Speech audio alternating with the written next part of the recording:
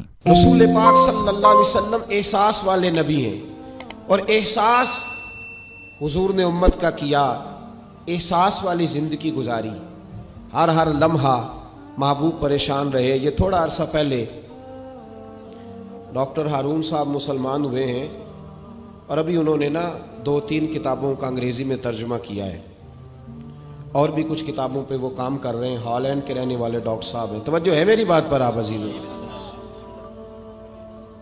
Doctor صاحب کہتے ہیں کہ میں نے یہ سنا تھا کہ مسلمان دہشت گرد ہیں، یہ بم بلاسٹ کرتے ہیں۔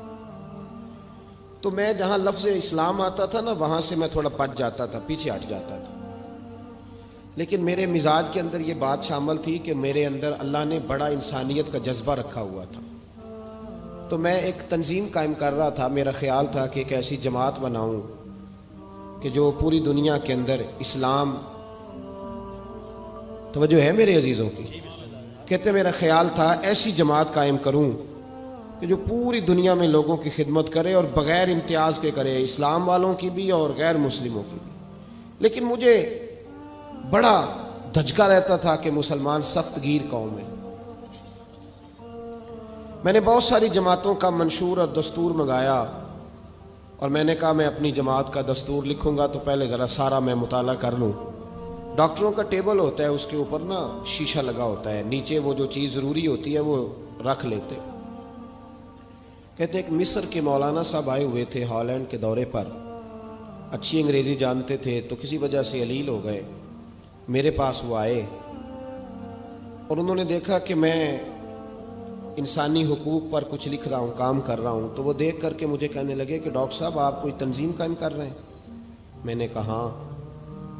تو کہتے انہوں نے ہلکا سا ٹچ دیا، زور نہیں دیا، اور ویسے بھی جو ہلکی بات ہوتی ہے وہ ذرا دل میں جلدی بیٹھ جاتی ہے۔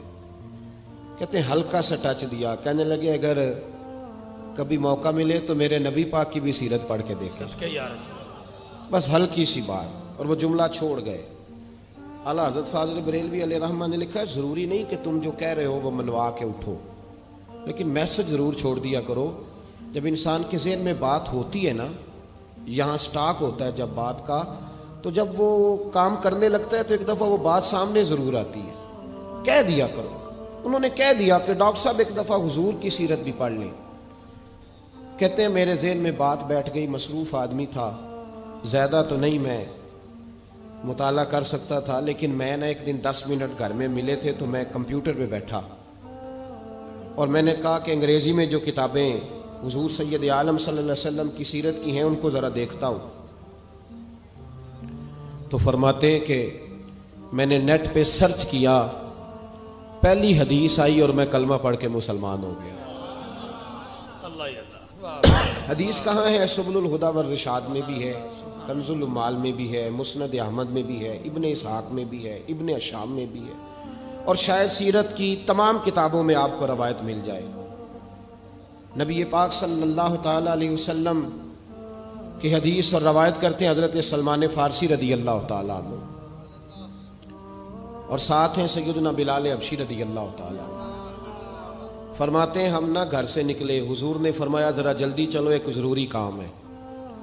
فرماتے ہیں بڑی تیزی کے ساتھ آج روٹین سے ہٹ کر محبوب نے تیز تیز قدم مبارک اٹھائے، تیز تیز، اور فرماتے ہیں ایک گلی ہم نے کراس کی، دوسری گلی میں جو پہنچے تو پھٹے پرانے کپڑے، سادی سی بی بی، اور حالت بتاتی تھی کہ بیچاری کسی غریب گھر کی ہے۔ وہ سڑک پہ کھڑی تھی اور رو رہی تھی۔ میرے کریم رسول نے فرمایا بلال اسے پوچھو کیا مسئلہ ہے، کیوں روتی ہے؟ تو حضرت سلمان عرض کرتے ہیں میں نے کہا حضور میں پوچھ لیتا ہوں، آپ جائیے، کام بڑا ضروری ہے جو نکلیں، میں معلومات کرتا ہوں۔ تو محبوب نے فرمایا نہیں، اس کے آنسو پوچھنے سے ضروری کوئی کام بھی نہیں، پہلے اس کی داد رسی ہوگی، اسے پہلے پوچھا جائے گا۔ روتے نہیں رہتے لوگ گھروں میں، لوگ گزر نہیں جاتے چپ کر کے؟ کتنے لوگ تڑپتے، کون احساس کرتا ہے؟ نبی پاک سید عالم صلی اللہ علیہ وسلم رکے اور اس خاتون سے پوچھا کیا بات ہے؟ اس نے کہا کہ بات کوئی بھی نہیں، میرا ایک ہی موٹا سا مسئلہ ہے۔ کہا وہ کیا؟ کہنے لگی میں غریب ہوں، اور غریبی بذات خود بہت بڑا گناہ ہوتی ہے۔ लोग बड़ा जुर्म समझते हैं इसको बजाते खुद। मैंने शुरू में कहा ना कि मजहबी स्टेज की भी सदारत गरीब आदमी नहीं कर सकता, क्योंकि गरीब जो हुआ जिद कोल दथी होनी उन्हें नेड़े बहना है ना जी, जिद कोल नहीं उन्हें तो पिछे जाके बहना एंड ते कोल केड़ा दथी है। इस स्टेज पे भी गरीब आदमी की सदारत नहीं मुमकिन हो ही नहीं सकता। मेरे रसूल पाक सैयद आलम सल्लल्लाहु ताला अलैहि वसल्लम ने फरमाया पहले इसे पूछो क्या मसला है।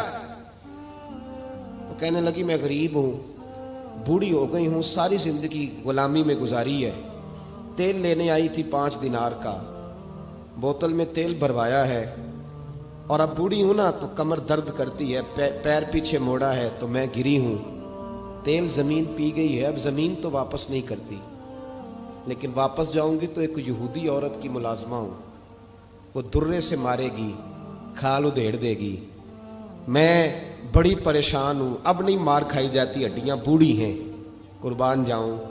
हजरत बिलाल को हुजूर ने हुक्म दिया, फरमाया दौड़ के घर जा 5 दिनार ला। फरमाते हैं 5 दिनार लाए, तेल खरीद के दिया, वो फिर रोने लगी। फरमाया आप क्यों रोती है? उसने कहा बताया ना गरीब हूं, गरीब का जुर्म कोई नहीं होता, लेकिन पीस दिया जाता है, फिर भी मार तो अब भी पड़ेगी, अब क्यों पड़ेगी? तो अर्ज करने लगी महबूबा मार इसलिए पड़ेगी कि देर से क्यों आई है। तो मेरे करीम रसूल और वो बीबी हुजूर अभी आए हैं मदीना तैयबा, इमाम यूसुफ सालिही फरमाते हैं अभी आए थे हुजूर, सुबुलुल हुदा वर रिशाद के मुसन्निफ कहते अभी आए थे नबी पाक, वो जानती भी नहीं थी।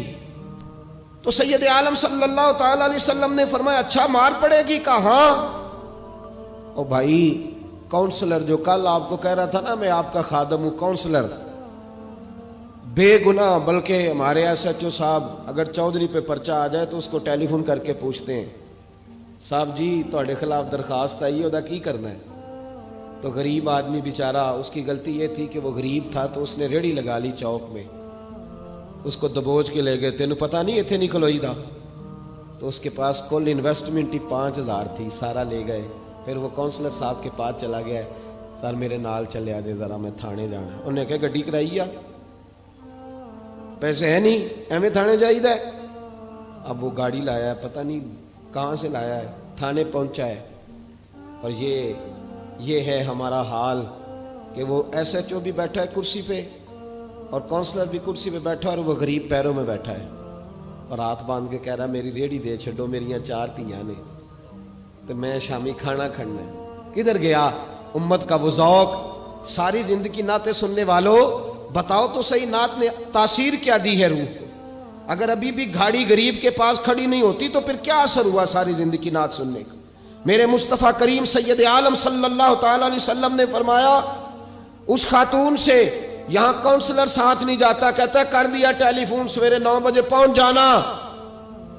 पर कायनात की सबसे मुअज़्ज़ज़ शख्सियत हजरत सैयदना बिलाल हबशी रदी अल्लाह ताला अन्हु फरमाते हैं मेरे नबी पाक ने फरमाया बीबी चल मैं तेरे साथ चलता हूँ। गोया अल्लाह की सारी रहमतें उसके साथ साथ चलने लगी। और आगे आगे नहीं, सारी किताबें पढ़ लो, वो फटे पुराने कपड़ों वाली बीबी आगे आगे और अल्लाह के करीम रसूल पीछे पीछे। सारी गलियां उसने फिराई, मदीने की सहरा आ गया।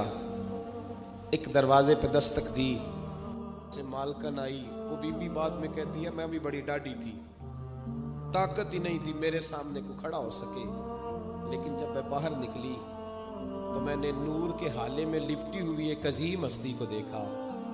फरमाते महबूब के गोरे चिट्टे रंग के ऊपर काली जुल्फें और महबूबे पाक की मुकद्दस आंखें जब तक बात करते रहे नजरें जमीन पे झुकी रही। शर्मो हया वाले रसूल ने बड़े मीठे, बड़े धीमे, बड़े खूबसूरत लहजे में कहा। बरेली के इमाम फरमाते हैं नीची नजरों की शर्मो हया पे दुरूद। बड़े धीमे लहजे में फरमाया तेरी नौकरानी है तेरी। औरत कहती है मैं तो हुजूर के जलवों में महव हो गई कि सादगी में इतना हुस्न मैंने देखा ही नहीं, तेरी नौकरानी है। कहा तो मेरे महबूब ने फरमाया बेचारी की गलती कोई नहीं, इसे मारना ना, इससे तेल गिर गया था, नया खरीदते देर हो गई, रो रही थी तो मैं सिफारिश करने आया हूं। वो खातून कहती है किसी की नहीं मानी थी, पर महबूब के जुमलों में तासीर इतनी थी कख सवाद नहीं मिश्री अंदर, असा खंडा भी चख डिठियां, इन्हां सारियां शैवां नालों गल्लां सजन दियां मिठियां। فرماتے ہیں نبی پاک صلی اللہ تعالی علیہ وآلہ وسلم نے فرمایا کچھ نہ کہنا. کہنے لگی نہیں کہتی، میرا وعدہ رہا، کچھ نہیں کہوں گی. اب میرے حبیب نے پھر نظر اٹھائی اور اس غریبنی کی طرف دیکھا اور فرمایا تو اگر کہے تو میں جاؤں، تو اگر کہے تو میں خود بھیک دیں، خود ہی کہے منگتے کا بھلا ہو، تو اگر کہے تو میں جاؤں. اس نے خراج پیش کیا تو چند آنسو گرائے. کہنے لگی محبوبہ جیسے بندہ نوازی. حضور نے رخ پھیرا. حضرت بلال کہتے ہیں میں پیچھے رہ گیا. میں پیچھے رہ گیا تو وہ دونوں بیویاں دوڑ کے میرے پاس آئیں. کہنے لگی بتا تو صحیح ہے کون، یہ بتا تو صحیح کون تھے. تو حضرت بلال کہنے لگی تم نہیں جانتے. جناب بلال فرمانے لگے یہی تو ہیں جنہیں اللہ نے سچا رسول بنا کے بھیجا ہے. بیبیاں دوڑ کے آئیں. کہنے لگی محبوبہ دروازے تک آئے ہو تو خالی تو نہ لوٹاؤ، مہربانی فرماؤ ہمیں بھی کلمہ پڑھا دو. ڈاکٹر ہارون کہتے ہیں وہ بیبیاں وہاں کلمہ پڑھ رہی تھی اور میں حدیث پڑھ کے کلمہ پڑھ رہا تھا. بھائی